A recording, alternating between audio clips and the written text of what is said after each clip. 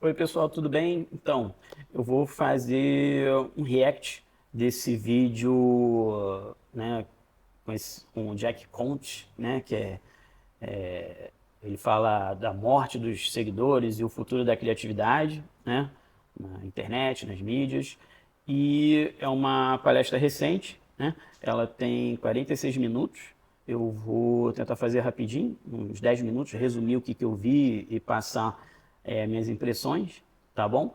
Espero que seja útil aí para vocês, tá? Vamos lá.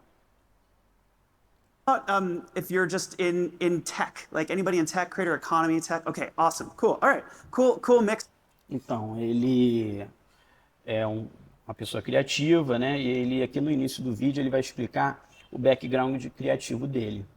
Of folks here Então, today. então ele trabalhou com música, né? Fazendo tudo de uma forma bem artesanal. E ele vai falar um pouco da evolução da Web 1.0, desse trabalho dele quando estava na Web 1.0, na 2.0, né? Muita gente, igual ele, eu também, desde o início da internet, a gente acompanhou tudo bem do início, né? É uma questão interessante, né? Até uma coincidência agora parando para pensar. Sculpey, and then I did a photo shoot with him, and I got a great shot. But then I had to use the lasso tool and Essa daí é na época ele aprendendo a usar um Photoshop, né, para fazer o álbum dele, a capa do álbum. Photoshop to cut him out. And this was before the magnetic lasso tool, so I had to do that shit by hand, and that took way Ele falou que ele faz uma brincadeira aqui, né, que é antes dessa ferramenta do Photoshop. too long. But none of that. Broadcast yourself.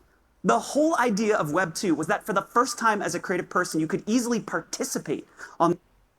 Então ele fala dessa evolução, né? A Web 1.0 eram páginas estáticas, na 2.0, nos anos 2000 já começa a aparecer YouTube, Facebook, Twitter, né? São ferramentas que foram aparecendo depois desse tempo e que, né, no caso ali, anos 2000, acho que era mais Orkut, né? Mas que abriu um caminho, né, ainda mais para uma pessoa, tanto para ele que é músico, né, acabou tendo uma banda, mas para um artista, todos os artistas, né? Um artista plástico, foi antes você tinha que colocar um site e divulgar ele, né, na 1.0. Na 2.0 você já tinha acesso às mídias e uma pessoa física podia fazer esse tipo de trabalho, de se divulgar e de ter já um canal, né? Antes disso daí, na realidade, era só uma solução corporativa para você conseguir uma divulgação em portais, né?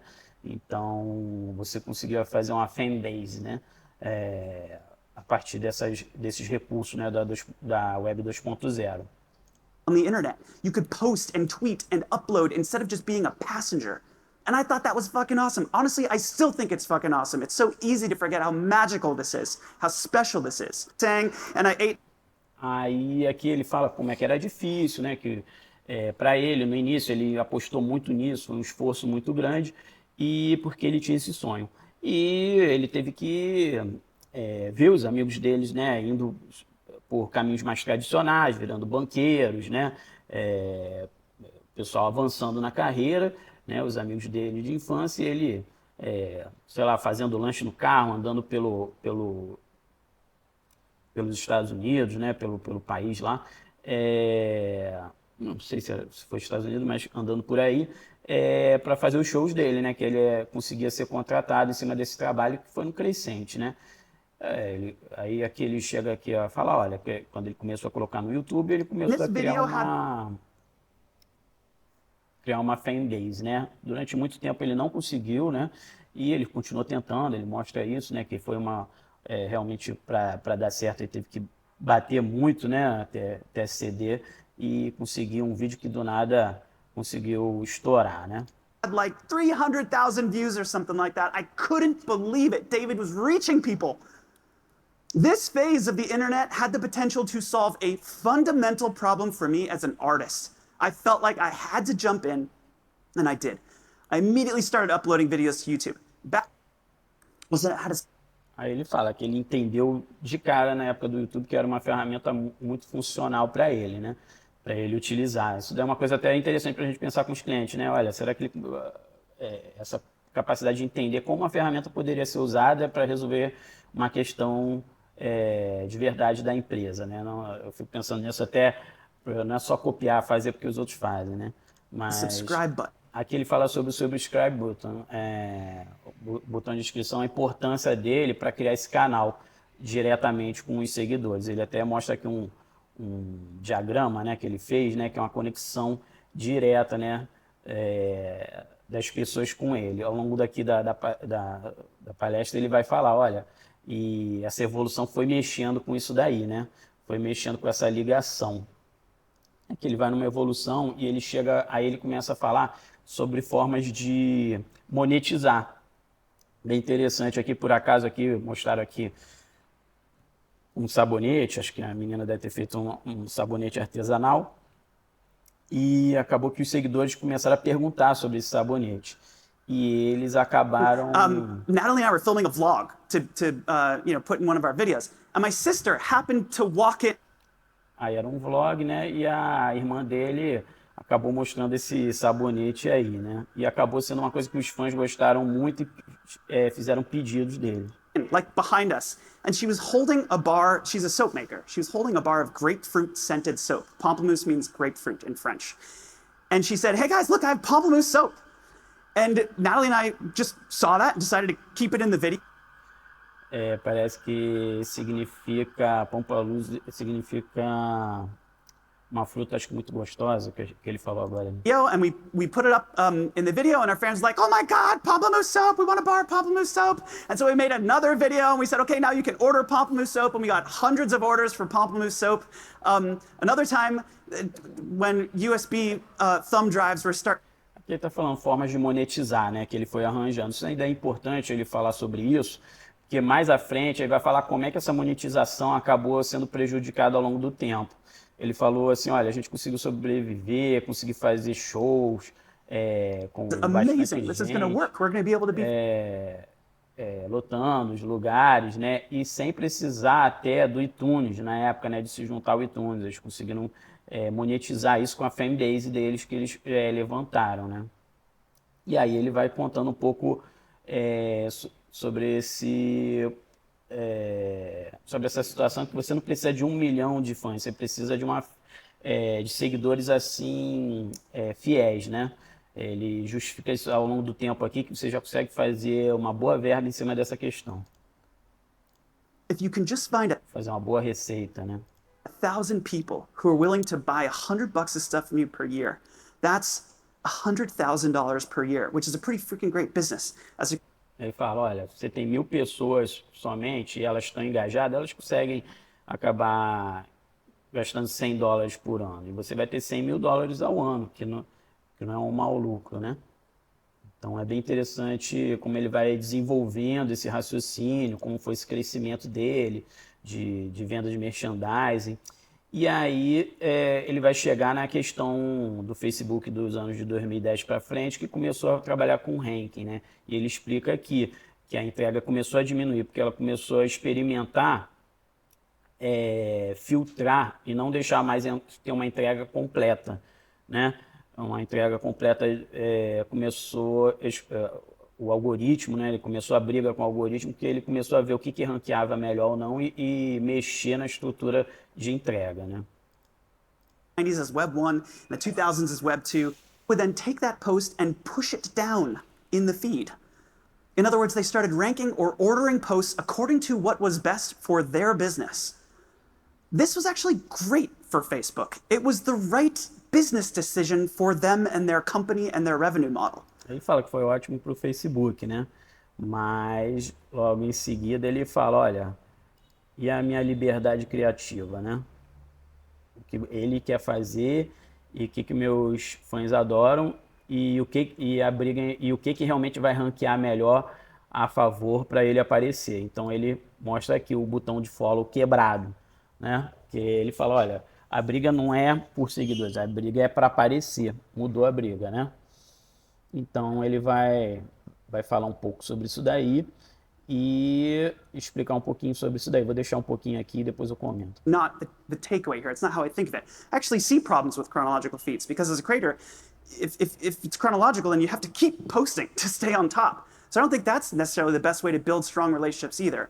The problem that I have is if you're going to change that, if you're going to adjust the way you create a feed, what is the purpose behind that? What is the intention behind that? Are you trying to create a place where you can build strength of relationship with your community, where your fandom gets energized over time, where people are guaranteed? Aí ele fala sobre, olha, o que eu estou querendo fazer? O tempo todo ele fala muito sobre isso, sobre energizar a fanbase dele, né? Para ele poder conseguir chegar onde ele precisa, né? E acabou complicando por causa dessas questões do algoritmo.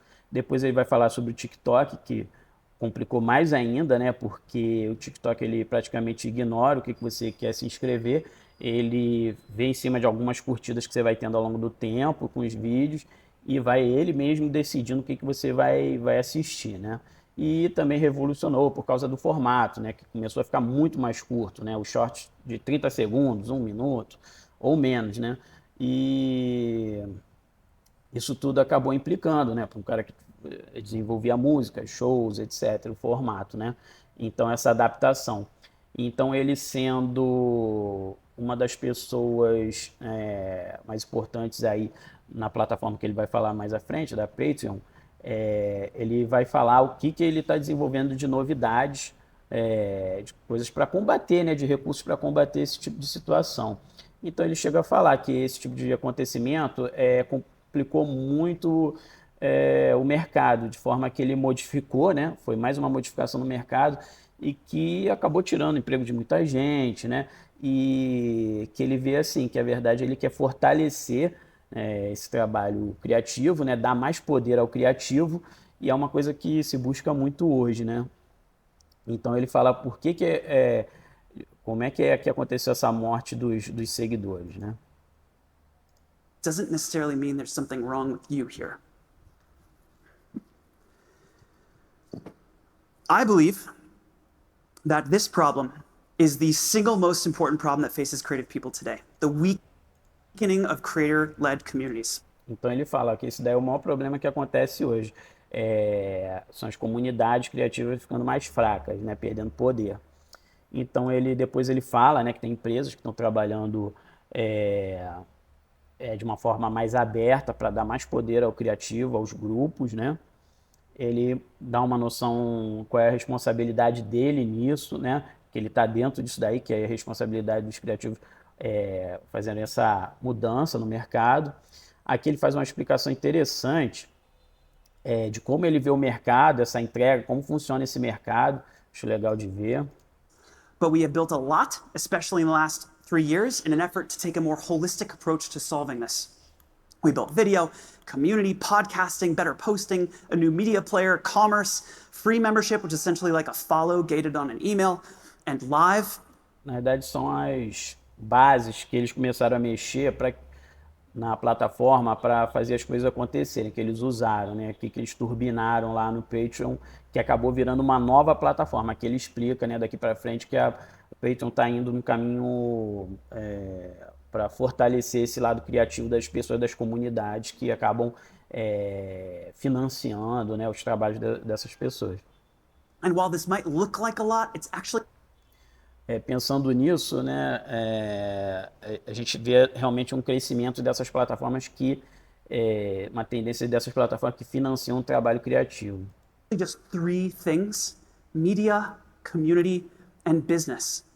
And we're now thinking of Patreon no longer as a membership platform, where we started, but as this whole thing, the media, community, and business foundation for the next decade of professional creativity on the internet, organized around the concept of the true follow, in an effort.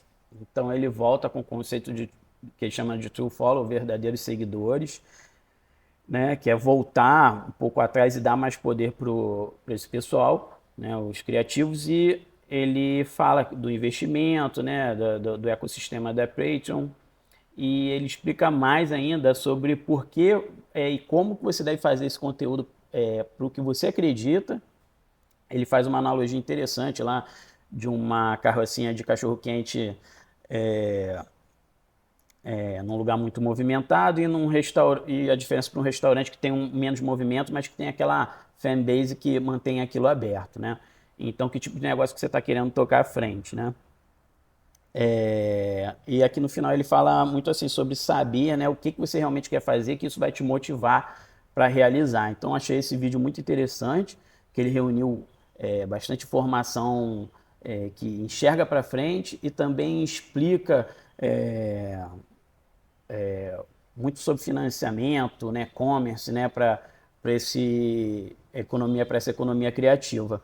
Então, recomendo, acho legal. Quem se interessar mais pode assistir ele completo, mas eu dei uma resumida aí, tá bom?